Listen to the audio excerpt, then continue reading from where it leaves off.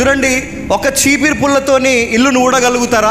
మూలకున్న చీపిరైనా వాడబడాలంటే పుల్లలన్నీ ఒక్కటి చేయబడాలి. అప్పుడే ఆ చెత్త ఏదైనా కూడా తరిమివేయడానికి ఉపయోగపడుతుంది.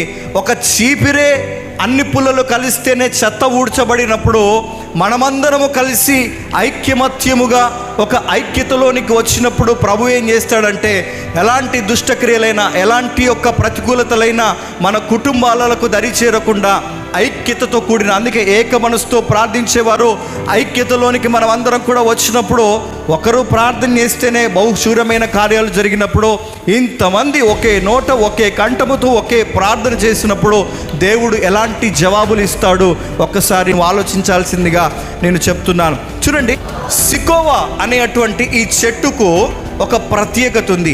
ఏంటి ఆ ప్రత్యేకత అని మనం చూడడానికి ప్రయత్నం చేద్దాం. ఈ చెట్టు సుమారు 300 అడుగుల ఎత్తుకు పెరిగి ఉంటుందంట. సెల్ ఫోన్ టవర్లే సుమారు 100 నుంచి 102 అడుగుల వరకే ఉంటాయంట. దీని వేర్లు కేవలం 12 అడుగుల వరకు మాత్రమే లోపల ఉంటాయంట.